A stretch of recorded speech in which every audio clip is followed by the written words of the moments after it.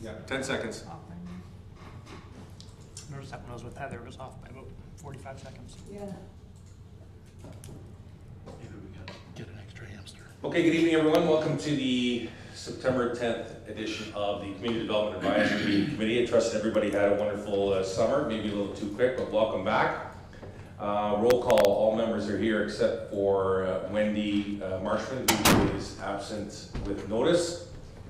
Looking for approval of the September 10th, 2024 Community Development Advisory Committee meeting agenda. Brad and Adrian, all in favor? Carried, thank you. Are there any declaration of pecuniary interest this evening? Seeing none, approval of the minutes for the June 11th, 2024 CDAC meeting. Need a mover and a seconder for that. Steve, looking for a seconder. Adrian, any comments, questions, concerns about the minutes? All in favor? Carried, thank you. Unfinished business, item 5.1, advertising strategy, and we'll go to the director. Just a quick little update. There will be on the next agenda package an agreement that was worked on between the Strathroy Junior B Rockets and the municipality. The Rockets came and presented last meeting or 2 meetings ago. I can't remember, we have so many meetings. Last meeting. Sorry, last council meeting. And we've been able to develop a proposal that everyone is satisfied with. If that proposal moves forward, that may be a different approach the municipality takes moving forward with other organizations as well. We don't have an update with regards to the revenue generation policy, with regards to advertising or the inventory, partly because the summer has been very, very busy, but also it worked out well that if things go the way we hope they go at the next council meeting, that strategy may change, or the generation policy may change slightly. So just an update for the committee. Okay, thank you. 5.2, pickleball court update, director.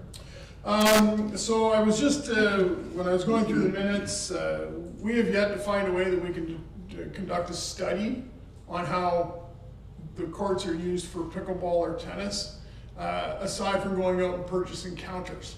And then that's not going to give us an accurate data either, because there are kids that go out there on rollerblades and shoot balls around and so on. It'll give us an activity level, but it won't really tell us anything outside of there's people walking through the gates. What we can say is anecdotally, they're used. Are they used every night? When I drive by, they're used. They're obviously not used in the rain. But I have been receiving calls now that people are hopeful that we would be willing to paint pickleball lines on different areas in the community. So example being the tennis courts. The basketball court up at Yorkview Community Park, there's this one side of the basketball court is large enough that we could paint pickleball lines on there. I've seen residents bringing their own portable nets to play pickleball games out on that area. So we're getting those requests. When we had the pickleball conversation at our last meeting in June, the presentation talked about doing a relatively significant update to the courts with painting new lines and putting in different nets and converting a couple tennis courts to pickleball courts. One of the concerns that we had about putting nets out there was they'd be stolen. So we could always look at painting the lines on the courts and then having people bring their own nets should they want to do that. So those are just options that we have. Now, there are large type vending machines now that you can purchase. If you go Tadgill's on Metcalfe Street, actually has a vending machine for propane bottles.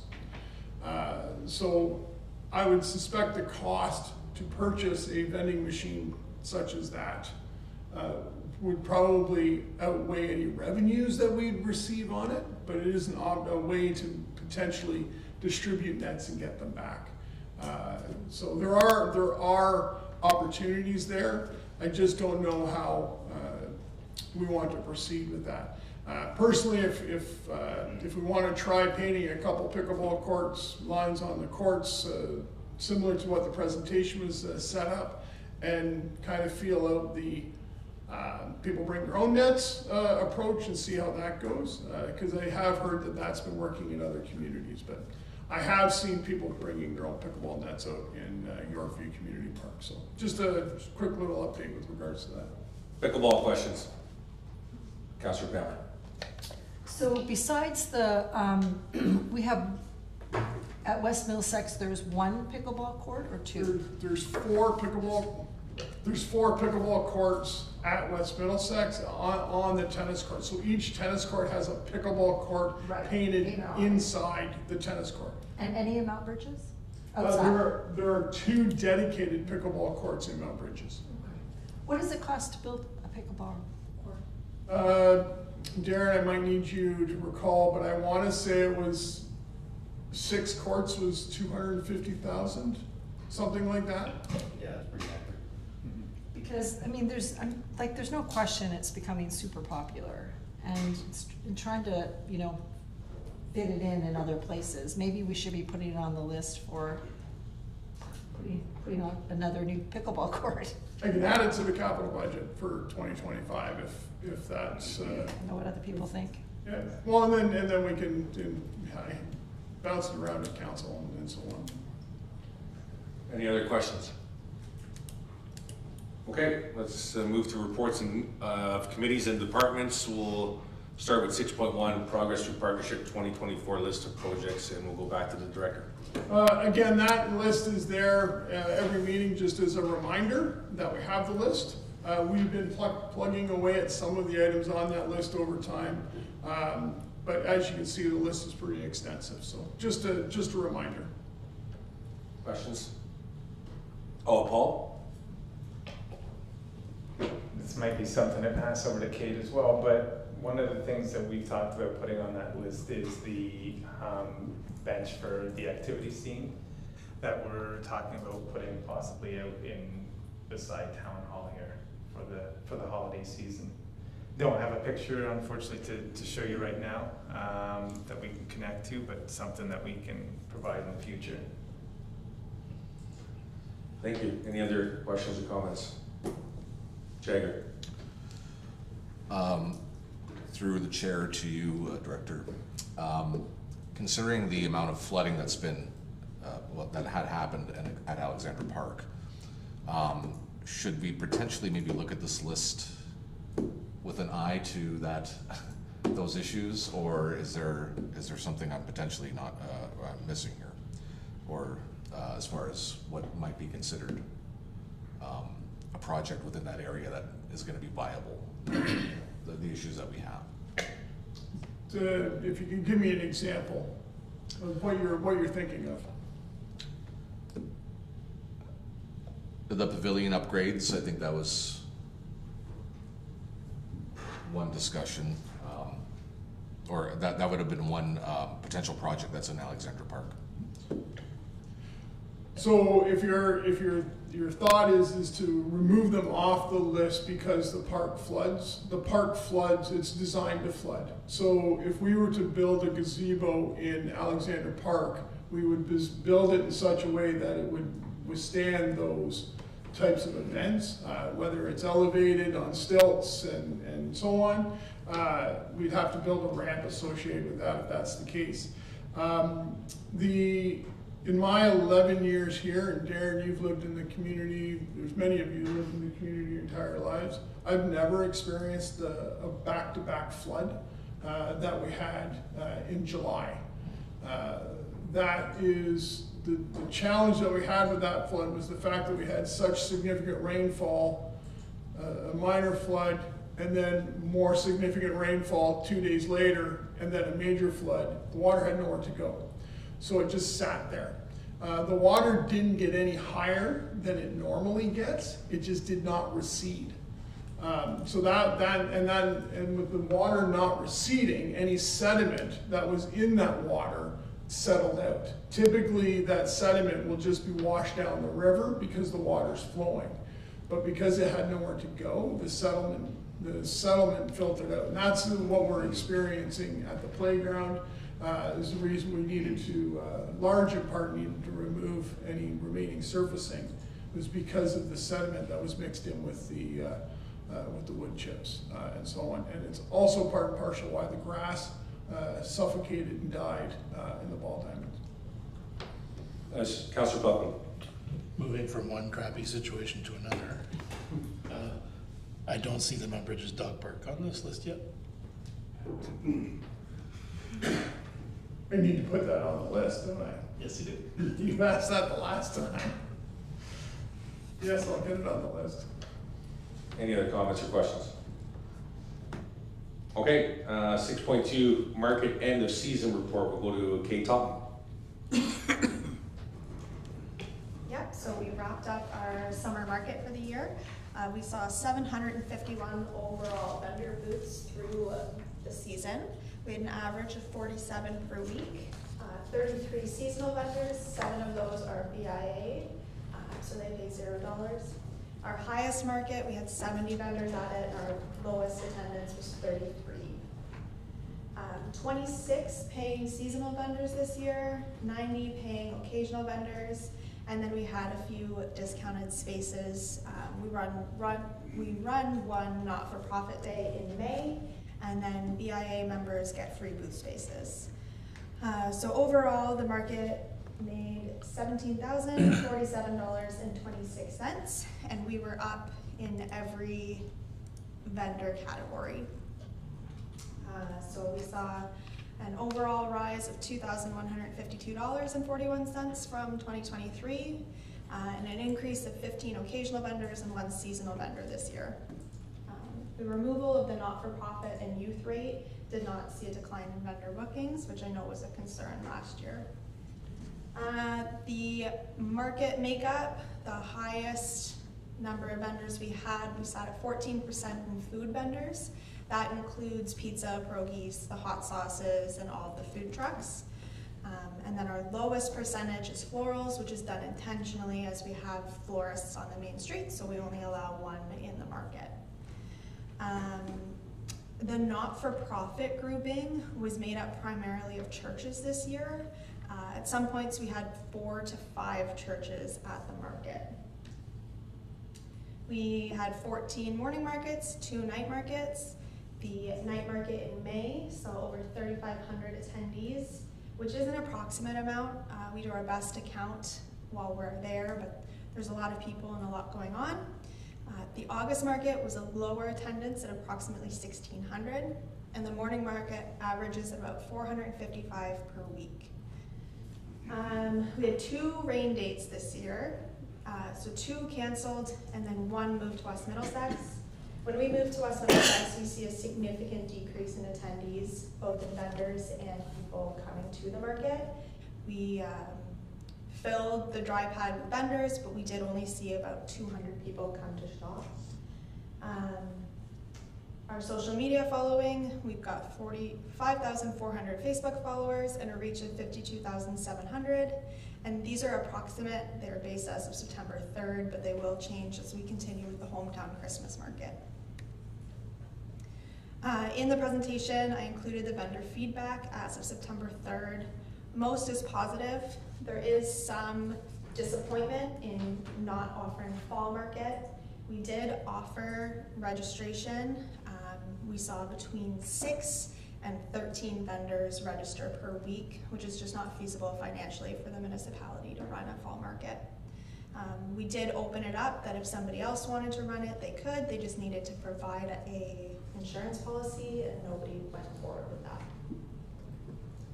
So in 2025, we have the option to continue on as we have been, hiring a downtown Strathroy market manager starting in April. This is generally a student and has been for the last 2 years. We could offer a service club or organization that may want to take on the market as management. We have had discussions with the downtown Strathroy BIA, and at this time they are not open to taking the market on themselves. And the last option is returning to a volunteer board structure for 2025. So those are just some options on how the market can carry on. Any questions for Kate? Councillor Wilson? I had a couple just on the finance side. I remember from the budget last year, we had 30,000 that we put towards the market. I also know that we had the Bounty Castle and a few different things with staff that are there. So would we add the 30,000 plus the 17? So we spent 30,000 from tax.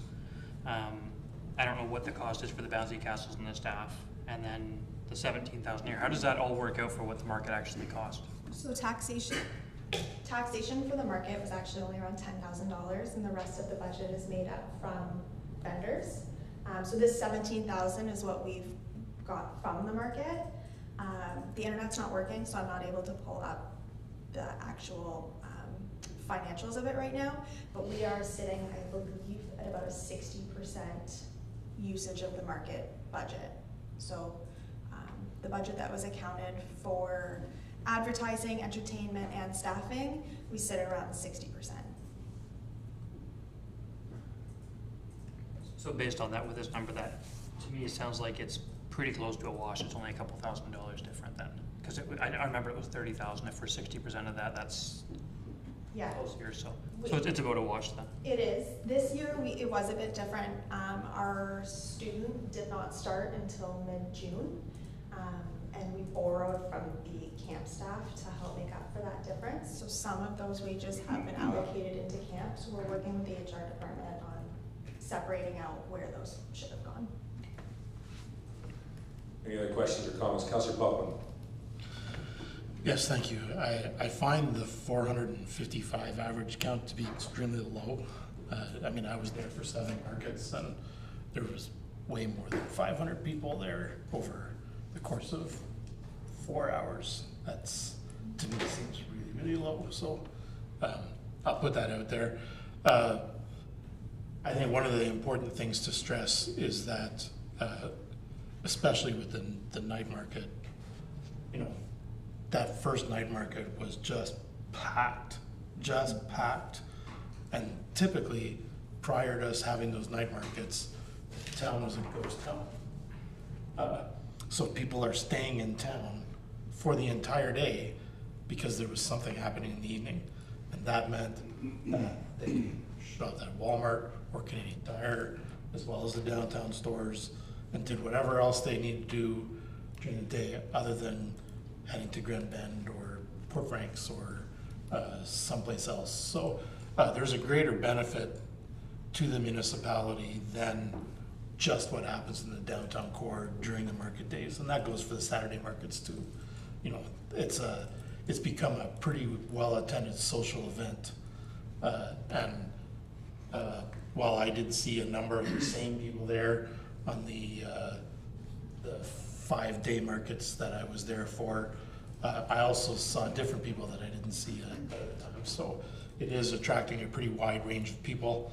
And again, if they want to come down to the market on Saturday morning, then chances are they're not leaving town, or if they are, it's not for as long as they would have otherwise. Thank you. I actually have a comment and a question for Kate. My comment is, first of all, congratulations to Kate and her team. I can imagine it's a very large project to run a market for the entire season, so congratulations on that aspect, and well done. My question is, I want to know your takeaways from this season from the market, because I noticed that 3 out of the 4 options for 2025 could be handing the market to somebody else other than the municipality. So I just wanted to hear your takeaways on how the market went. Absolutely. I believe that the market is a large benefit to the downtown Strathroy community. And I think that it's something that definitely should continue. I have heard the feedback that some of the vendors believe that with the municipality running it, it's not as community-based, because we don't have the same it's not our business. So each of them are individually running their businesses and they have their best interests at mind. I believe that the municipality running it is for the best because we don't have our own business at mind. We have the market. So when it comes to the safety and the security of running it, we have those best interests in mind. But I did want to just offer what the other options could be. Thank you. Director and then Paul. Yeah, I just, as being one of the volunteers who was on the last market committee, there were 3 surviving members. 2 of them were directors. And that's when it got to the point where we come to council and asked if they wanted the market to continue. We didn't see a volunteer approach through a committee being successful. Because we started out with a relatively large committee, but they just filtered out and filtered out and filtered out. And then the director of finance and myself were left holding the bag. I don't know, between Bill and myself, we hit every weekend the last 2 summers during COVID. And it wasn't fair to us, and it wasn't fair to the vendors either. So I agree with Kate that I think the most advantageous way for us to control the market and its direction is if the municipality is involved, because we don't have a conflict with regards to the direction in which the market goes. When vendors are running it, they tend to lean towards their own desire to what's going to benefit their product or activity. So just my comments from experience of one of the 2 remaining committee members. Thank you. Paul? Just to tack on, so those options are a little driven by our department being tasked with maximizing our resources, and we haven't gone in the direction of adding resources. So this is an option that we can manage what we have and continue to move forward with what we have been doing and still have a market. So as we've talked at this table before, we are stretched for staff resources. So when it comes to the summer, there's only so many ways we can pull Kate, let alone other staff. So that's why those options are on the table as well. Thank you. Councillor Palkman and then Councillor Pammer. Oh, Councillor Pammer? Go ahead. First. Councillor Pammer, go ahead. Just a question, then a comment. So the first question is for the downtown market manager, the temporary position. Do you apply for like a summer grant or something for that? Because I mean, there's lots of those summer hiring sort of opportunities. We lump into grants for several different positions throughout the municipality. So Canada Summer Jobs. So we do apply for grants. Whether, depending on which is successful, I don't know how much money we received this year, Paul, for Canada Summer Jobs. So we weren't successful for the position this year, but we were last year through the Summer Experience Program, and that's one of the provincial grants. So Canada Summer Jobs, we were successful for 2 lifeguards this year. So. And then my other comment was just about the municipality running the market, and I hear lots of comments and have lots of discussions with people about this, and I would agree with Kate that I think the municipality is probably in the best place to do it from a safety, an organizational perspective, and being unbiased is certainly important. But I wonder, but the part that's missing is for vendors to want to come and stay, they need to make money. They don't do it just for fun on a Saturday morning. So, and I understand that that's not the hat the municipality is wearing. They're not wearing that hat. And so I wonder if, and we've had the discussion with the BIA, and I know that Kate has reached out to the BIA more in the last couple of years to try to establish that partnership, reestablish that partnership. So I think that that's great. But I just wonder if maybe, like an advisory board, a board that, some sort of committee where you have some vendors, some BIA members, and the municipality working together, not in competition, but putting their heads together to create a better market that, you know, that continues to grow. And when I say better, I don't mean that it's not good. That's the wrong choice of words. But that it continues to improve and be more beneficial. I do hear from some vendors who have left the Strathroy market because it's not profitable for them. So if we want to continue to attract vendors and good vendors, which will then attract people to the market and in the community, somebody has to be wearing that hat of what makes this work for a vendor. And I don't think that's the municipality.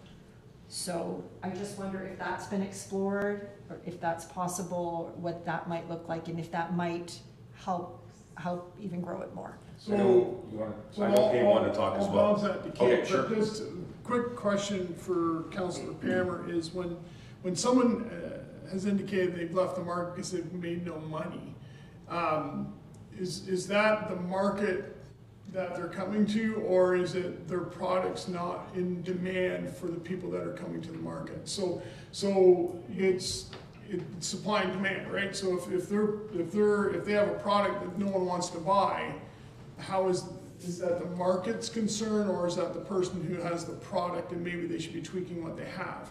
Our rates aren't out of line with other markets. So if you know of people who are leaving, I'd really like to have a conversation with them to try to get down to, what is the root cause of them leaving? Is it lack of involvement in the market direction? Is it really has to do with them not making money, or they're unhappy with the volume of money they're making, that kind of stuff? But Kate can answer the question with regards to the committee stuff.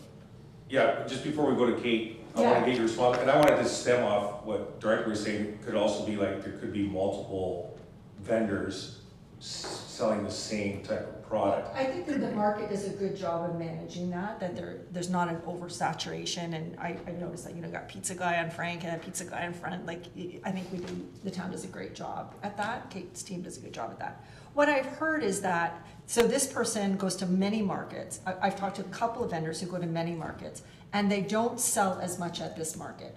So yeah, is that the town's fault? No, but it's about creating an atmosphere where people come and there's enough product that they spend. I don't know what else to say. The comparison is always the Komoka market.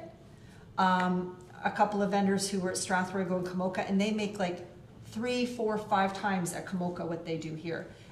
And it has nothing to do with how it's organized, because they're not saying, oh, the Komoka market's organized better. People come to the Komoka market and spend money. Now this is an interesting, no one has the answer to that. As a business owner, if I had that answer, that would be a whole different thing. But, but I just wonder if more involvement, because as a vendor, you're wearing a different hat. How do we get people here? How do we get people to stay here and spend money? How do we encourage them? What's missing?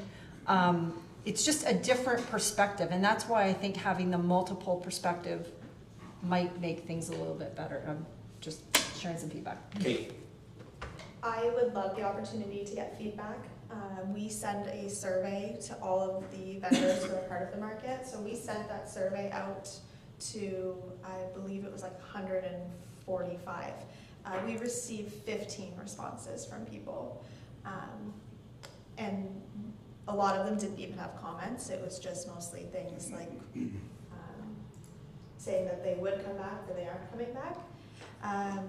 There is the suggestions that they do make. A lot of them are things that we already do that they just aren't taking advantage of. So we are the only market that I know of that offers a kid zone. We have the bounce castle. We are the only market that I know that pays the entertainers to be there so that we get good quality entertainment. And then I've tried meetings to get people to come and tell me, like, if you don't want to do it online, come, let's talk, let's figure it out. And we ask for that feedback. I just think that Strathroy is a different demographic than Komoka. I don't know if it's where the market's located. I know in Kamoka, they've got ample parking at the arena. You get out, you go through the market, you get back in your car and you leave. So I don't know if it's daunting for people to have to come downtown. I don't know if that's the difference.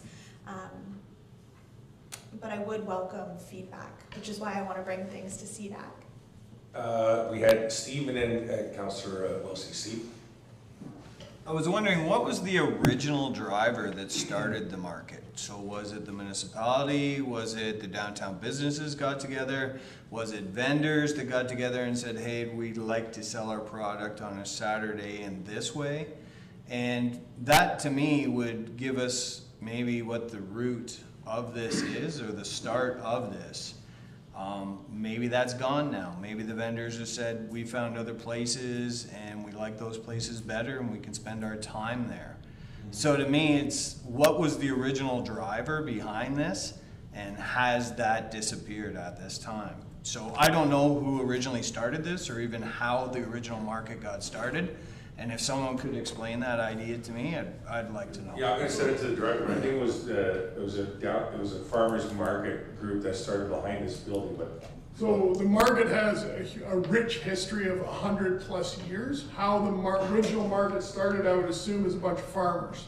So in 1861, the property that we are currently on was sold by Frank Hazelton to be Market Square. So to get to where we are from no longer being Market Square to having a farmer's market, the market used to be located in the parking lot behind Town Hall. It had, I don't know, at the height of it, in my 11 years here, maybe 5 vendors. Like, it was not well attended. They were ready to pack up and leave. And then there was a volunteer group who came forward and said, let's move it to the road. So that was a committee group of, I want to say 10 or 15 people. It was a big committee. Moved it to the road. It was there, it was run by that group for, I want to say, 2-3 years. Then that organizer faded away, and then another group came on. Then the municipality got involved because we started to see more volunteers falling away, and then eventually we're where we're at now, where the municipalities are at now. Back in the heyday of it moving to the road originally, it was packed. It was vendor right from Caradoc Street around the corner down to James. It was a pack full of vendors. Times have changed. COVID came. Businesses have come and gone.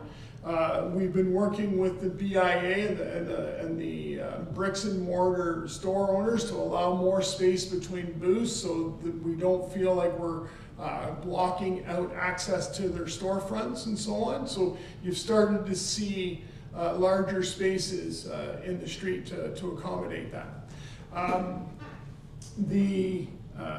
If you look at the report, it's not the fact that we're losing vendors, because we've actually increased vendors and we've increased revenue. So it's not that there's not people wanting to join the market. Okay, we've grown it year over year. I think Councillor Palmer brings a good point with regards to soliciting some information and feedback and collaboration, getting different perspectives.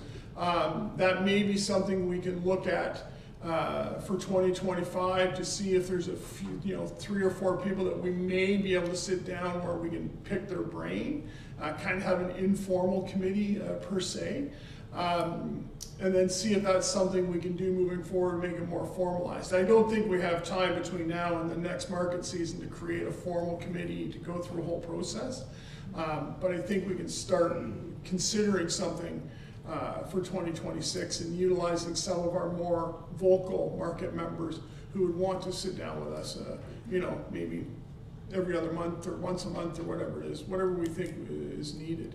But to answer your question, Steve, the original market was run in Market Square 100 odd years ago. But what we're concerned about is taking it from behind town hall, moving it onto the street by a bunch of volunteers. As we know, volunteerism it comes and goes in waves in some respects, but there's less and less volunteers today than there was 15 years ago. So hoping to have a group of volunteers come forward to run the market, I think I don't think we would have a market if that's the case. We might be able to pick brains of individuals where we meet once a month, but they're not going to want to give up their every Saturday to be involved in the market, unlike our paid staff are. Quick follow-up, Steve? Quick follow-up? So, just looking at the numbers then, is this relatively revenue and cost neutral to the municipality? I can see the benefits on the side of it brings people in, it gives activities, it does things like that, okay, I can bring that.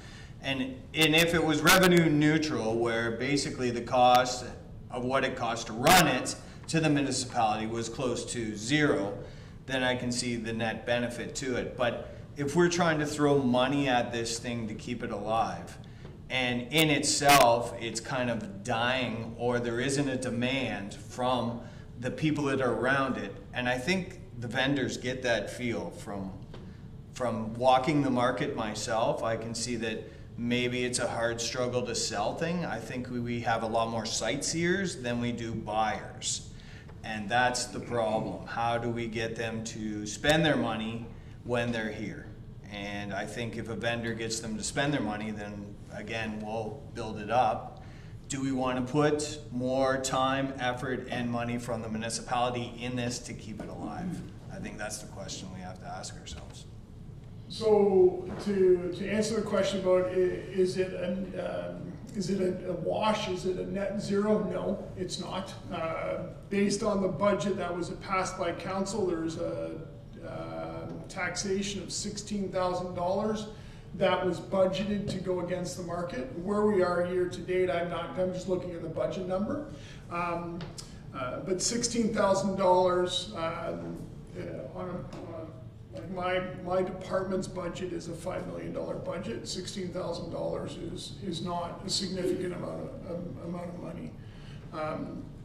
So council will have to make that decision at budget time whether or not they want to proceed with operating the market or not.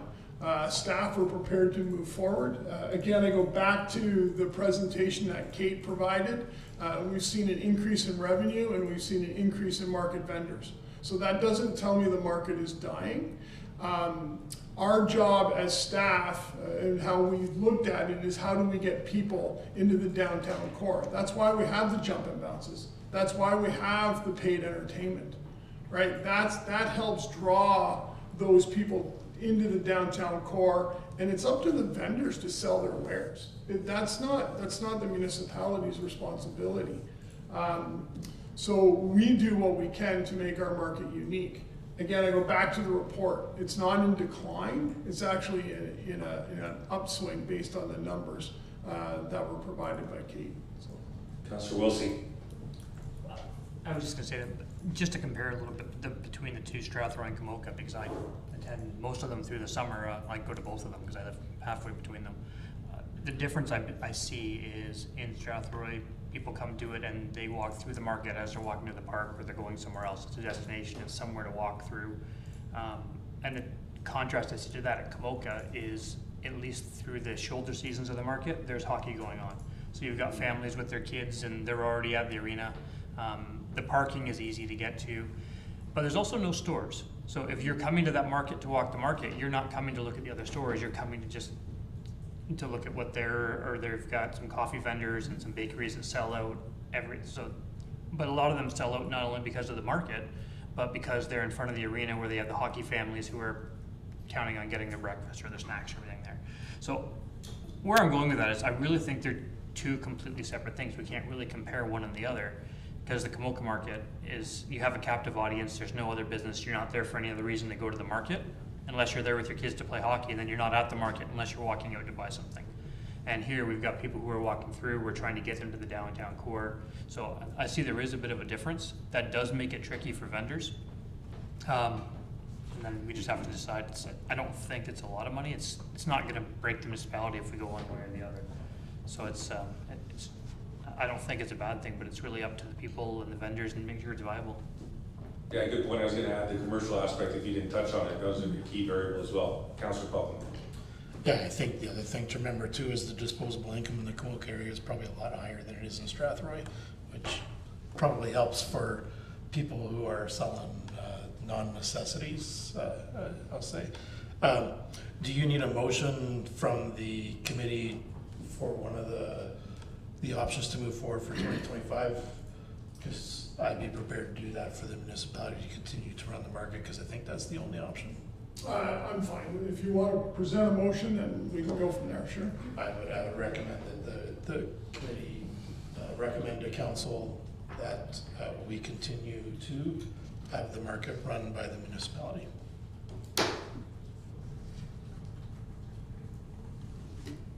And that's not adding the hiring of a DSM, that's just a straight motion without that part, right? Correct. Okay, do we have a seconder for that? Adrian, any comments or questions to the motion? All in favor? Carried. Okay. Thank you, Kate. We'll hear from Kate very shortly again. Program update to Paul Lattimore. Not going to give a real long update because hopefully we'll have at the next CDAC meeting our end of year reports that I can give a more detailed one.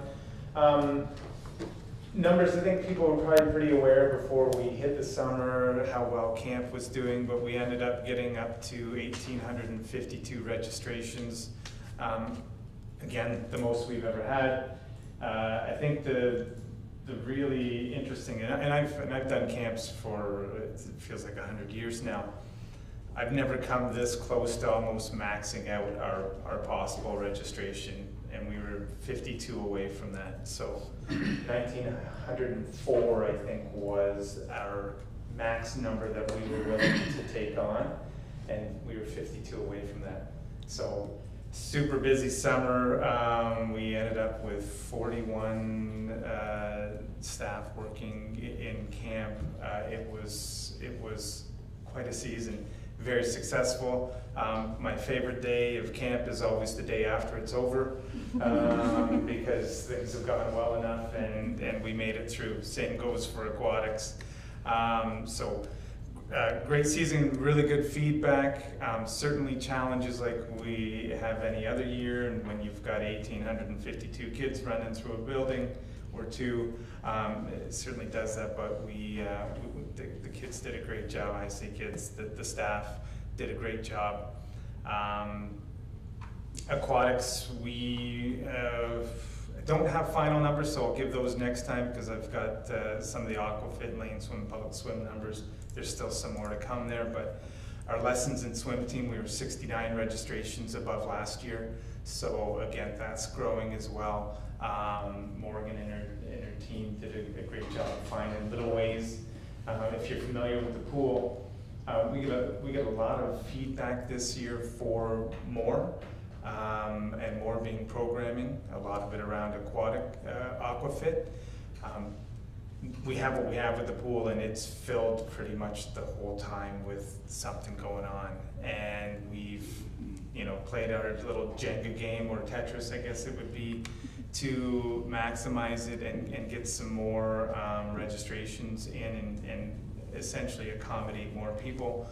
And they did a great job of that, so we were able to grow that program as well this summer. So great job there as well. Soccer, our ladies league registration, we had, I think, 31 more than we had last year playing in the soccer league, so again, that's growing as well. Going really well on Sunday nights. We have one of our referees chairing this committee, so certainly he can pipe in with a comment later if you'd like. We started our kids volleyball league. We got up to 52 kids in that one as well, so again, growing, and I've got a number here. Let's see if I can pull it up still, of our seasonal totals. And so we had 40 more people registered for programs this summer than we did last summer.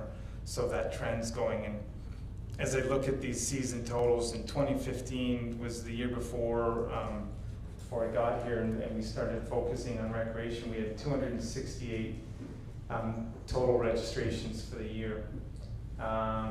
Right now, without winter counting, we're at 3,013. Last year we were 3,567. And this year, after we get our winter registrations in, we'll probably trend close to 5,000. So you can see the growth that the department has had when it comes to programming. And once the pandemic ended and we got back to programming, that's when we saw our numbers really start to jump and grow. So, you know, people want stuff to do. Our community's grown and our programs are growing with it. So registration for the fall is going well. Yeah, I don't think I need to go into too many more details. If you got questions, fire away. Yeah, congratulations to Paul and his team.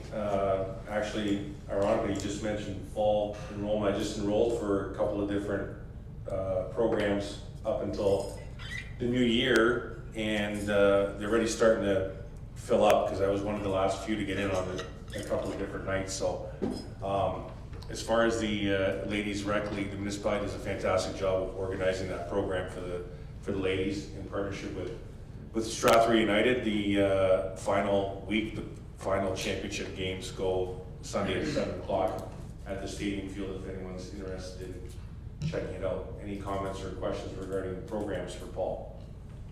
Steve? How long will you keep the pool open into the fall season, or don't you? Is it closed now, or? It's close, yeah. Labor Day is our last day. That's when you shut it down, because it'd have to be heated then to be utilized, or? It is heated already, okay. but it's mostly a staffing thing. Yeah, most of our team has gone back to school or unavailable, so yeah, no, it's just been something. And the demand, honestly, I don't believe that it's there, because as soon as school starts, so do sports and so do things, and so as we know, that pool's not our cheapest thing that we operate by any means, so we would pump in a lot of dollars for a little bit of value, I think. Kate? Yeah, this comment is not really based on my workplace, but I have 2 young kids and they both attend the Strathroy-Caradoc camps, and we do our swimming lessons here. And I cannot stress enough how great every single one of the counselors was this year. Despite meeting me in their training and knowing that I work here, they ID'd me every single time I picked my kids up.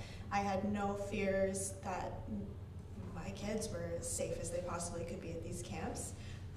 So I just can't stress enough, like, thank you to Paul and his team of summer staff. You did an awesome job.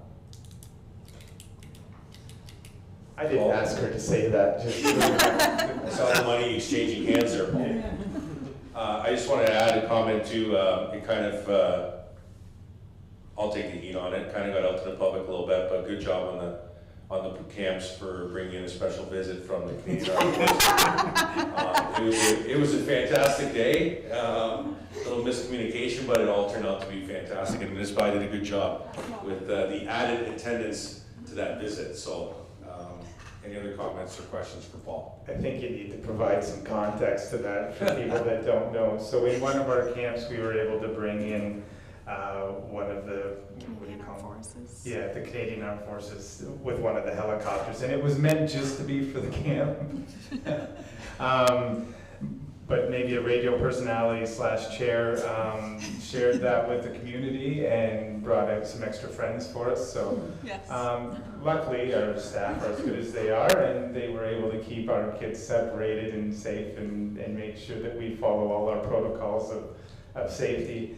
And then some of the community got to come out and enjoy the spectacle as well. Probably one of the dirtiest things that I've ever been standing in front of when it tried to land on the ball field.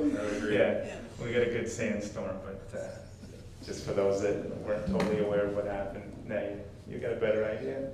Yeah, so just a quick little background. One of our sister stations receives emails regularly from the Canadian Armed Forces, and they received that this was going to be a flyby / touchdown. at the Fairgrounds Recreation Complex, so I thought it was public knowledge, so the rest is history. Councillor Pelkman.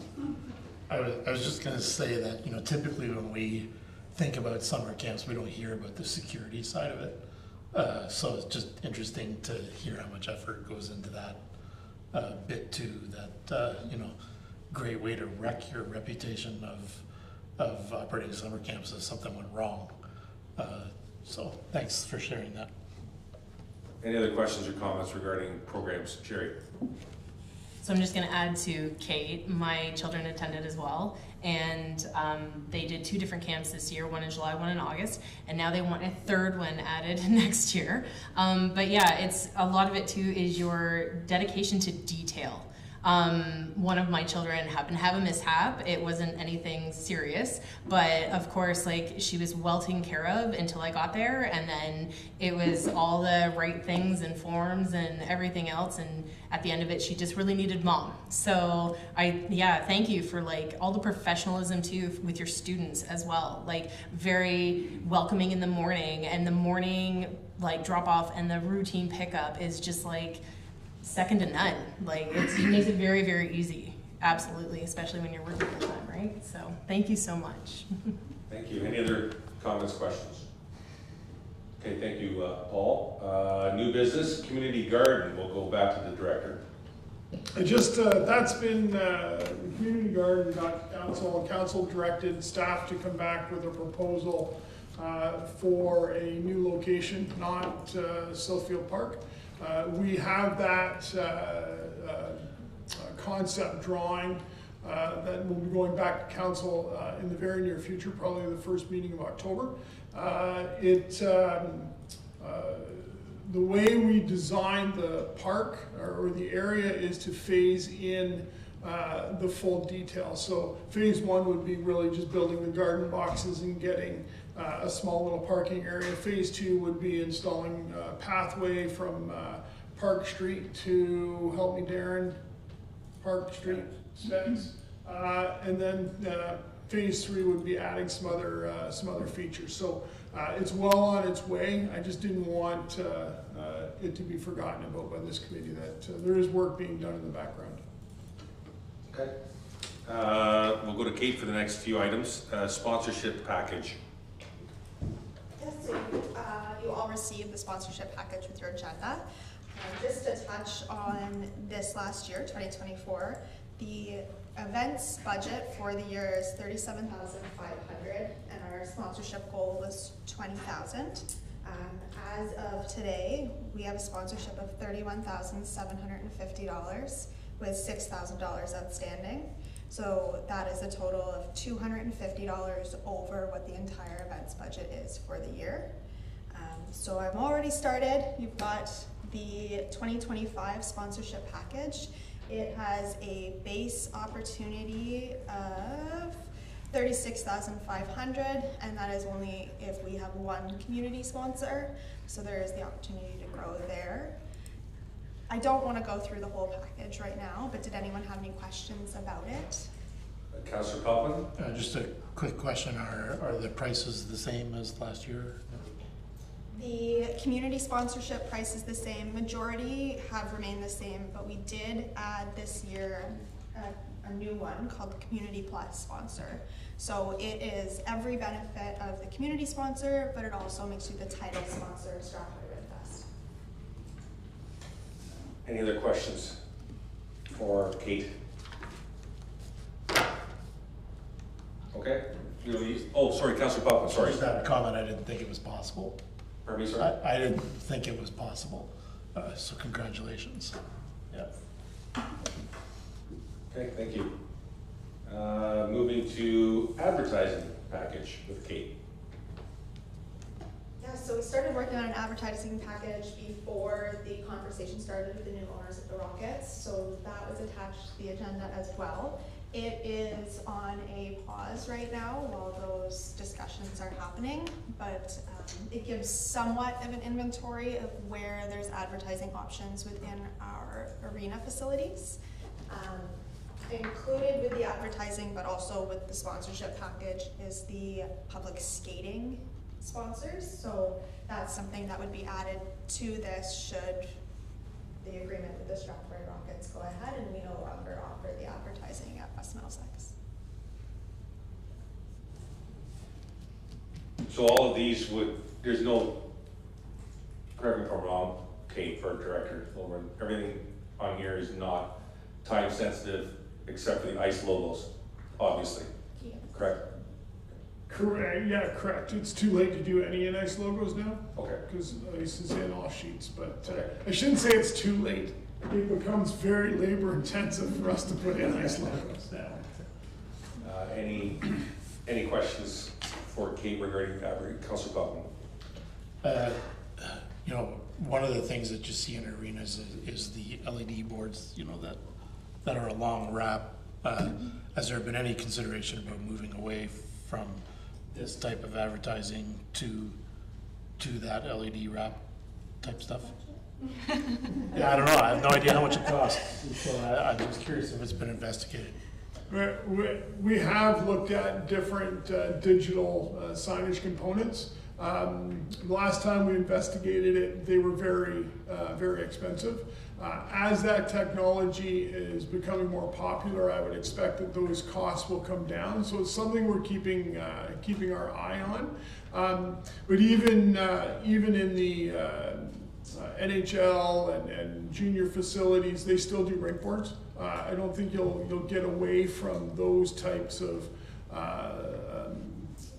advertising items. I think if we get into digital displays, it will be stuff that will enhance what we're already doing. Paul?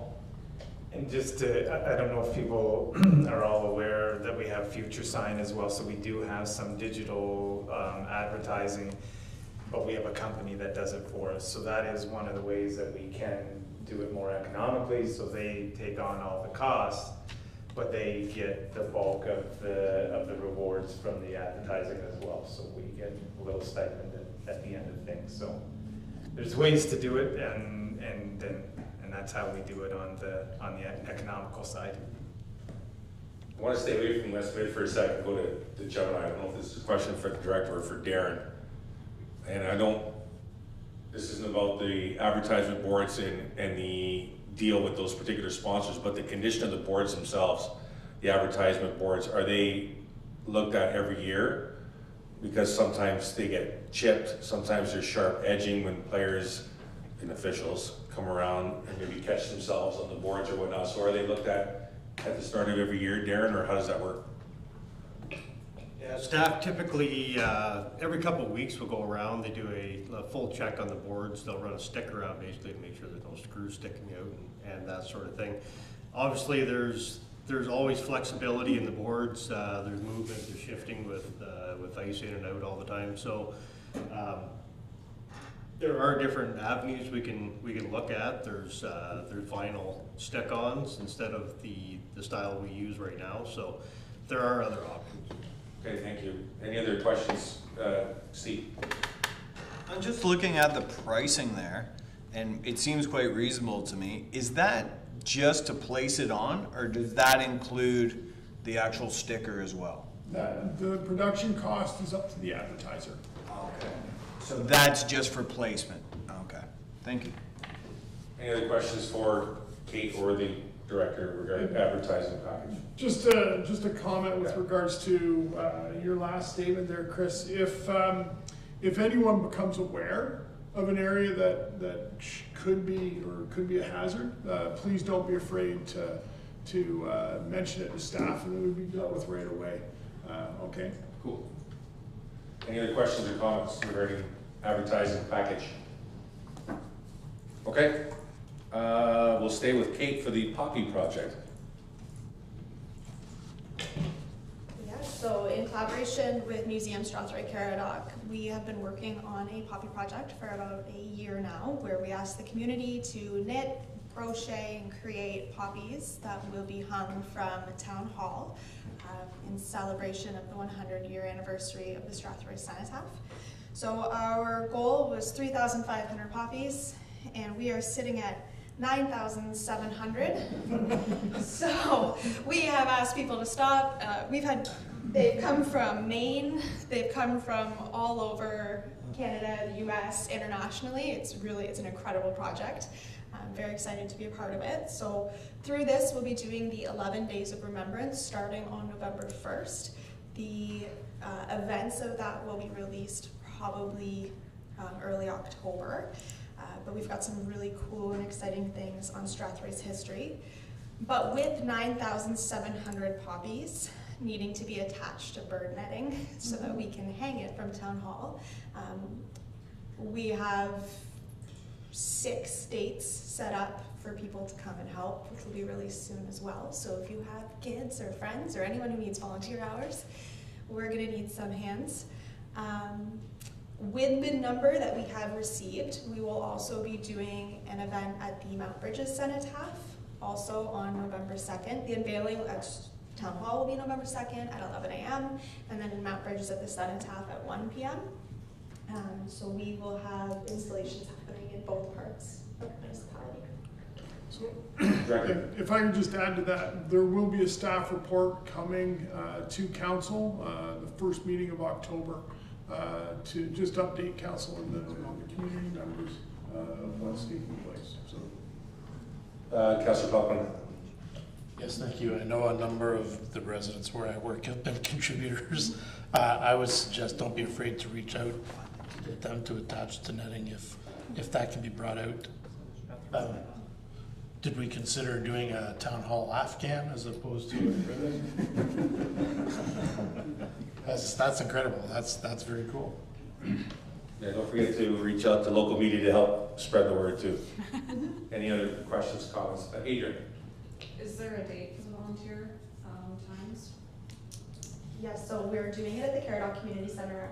Poppies are not allowed to touch the ground, so we need to be able to lay it all out on tables. So we've got Thursday, October 17th from 12 to 5, October 18th from 12 to 5, Saturday the 19th from 8 a.m. to 5:30 p.m., October 21st, 8:30 to 5:30, and then November 1st, 5 to 10.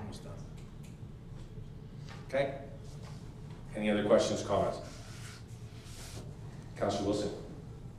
Just a quick question. I was just looking online and I wasn't sure because everything I've seen with Legion in Melbourne has always been at the Legion. Is there a cenotaph in Melbourne? Are we doing anything in Melbourne? Or are we just doing the poppies in Strathroy and Mount Bridges? So we reached out to all of the legions in the area. Melbourne was doing their own project. So Okay. I believe it happened in July, their anniversary, and that's when they were doing their own poppy project. Any other questions or comments for Kate? Okay, thank you, Kate. Inquiries or comments by members will go around the shoe. We'll start with Councillor Palmer. Councillor Kaufman. Nothing. Thank you. Paul Lamore. Good. Kate. I've said that tonight. Darren. None tonight, thank you. Brad. Nothing tonight, Chris. Adrian. I just want to say kudos to staff this summer, between parks dealing with the flooding and recreation with your numbers, and then as well as mentioning the downtown market. Regardless of the amount of money this stuff brings in, it really builds community, and that's what's important. My kids don't attend the camps, but they love the swimming pool. They love the Rockets games, you know, and if anybody comes downtown to the market and they don't spend money, they're still coming to the downtown. They're getting out, they're getting recreation, and that's important. I come from another municipality that, you know, we all really thrive on these events as a community. And so regardless if we have to pay a little bit more for them, it's really important. And so in our line of business, we don't get enough thank yous. So I just wanted to make sure I said thank you. Very good comment. Thank you, Adrian. Steve. Nothing tonight, thanks. Councillor Wilson. Nothing tonight. Jagger. Nothing from me. Sherry. Nothing, thanks. Director Lilburn. it was the Kate show tonight. I didn't have to say much. I just want to, from my own personal place as the head of the department, we would not be able to do what we do without the support of our community, the skill and talent that we have in our staff and our team members. We do a lot of great things, and it's not, they just don't get done. It's done by people. And it's nice to hear the comments from Kate. It's nice to hear comments from Adrian and other committee members, as well as the community, on what the department does. Now, we also get our fair share of heat as well. But it's nice to hear the positive. So I just want to say thank you to my team and to the community for allowing it to happen. Next scheduled meeting for this committee is Tuesday, October the 8th at 6 p.m. And I'll need a mover to adjourn. Brad, thank you and good night. Oh, we need a seconder for that? I need a seconder. Councilor Wilson, all in favor? Carried. Thank you. Good night. I think we need a mover for insurance. Started on the house, Greg?